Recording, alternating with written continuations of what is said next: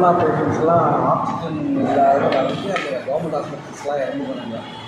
எல்லாம் நம்மலாம் படிக்காதெல்லாம் இல்லை, ஆம்புலன்ஸு ஒவ்வொரு ஹாஸ்பிட்டல் வாசலையே காத்துக்கிட்டு அதெல்லாம் பார்த்தோன்னே எங்கள் டாக்டர்ஸ் எல்லாம் 2 பேரும் இருக்குது ஆக்சிஜன் கான்சன்ட்ரேட்டர் நீ வீட்டில் வச்சுக்கோ அப்படின்னு அப்படியே வாங்கி அனுப்பிட்டாங்க. அது அந்த பீரியடில் அதனோட இப்போ காசு பார்த்துக்கலாம் 50,000 ரூபா அதோட காஸ்ட்டு. அதை அவங்க எனக்கு என்னோடய இன்னொரு சம்பந்தி 2 பேருக்கும் ஆர்டர் பண்ணாங்க.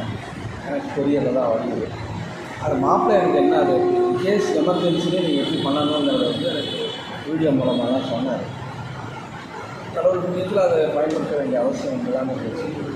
அதனால் இப்போ நம்ம ஏதாவது அதை வச்சுக்கிட்டு தொண்டு நிறுவனத்துக்கு ஏதாவது கொடுக்கணும் அது சும்மா அது இருக்கிறது அப்படின்னு சொல்லிட்டு அதை முடிவு பண்ணி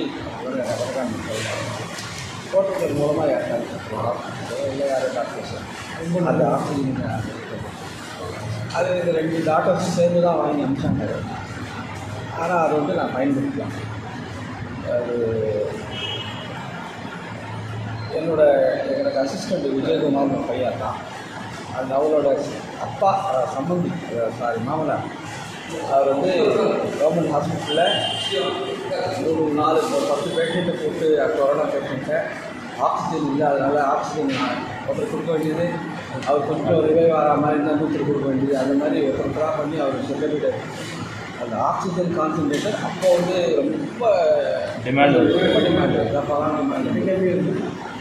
அந்த பீரியடில் எனக்கு வாங்கி அனுப்பிச்சது இன்னும் வீட்டில் சும்மா வச்சுருக்கிறது யாருக்காவது கொடுக்குறோம், அவங்க பயன்படுத்துகிறாங்க வேறு விஷயம். பட் தொண்டு கொடுக்குறவங்களுக்காக நான் சொன்னேன். இன்றைக்கி மீட்டிங் இருக்குது சார் அது பொண்ணு அதெல்லாம் சொல்லி அனுப்பிச்சா. அதோட இதெல்லாம் அவரோட 5வது கும்பில் that concentrate the oxygen from a gas supply bracketed typically ambient air by selectively removing oxygen to supply an oxygen enriched product gas stream. They are used industrially to provide supplemental oxygen at high altitude and as medical services for oxygen therapy. Cost was around 50,000.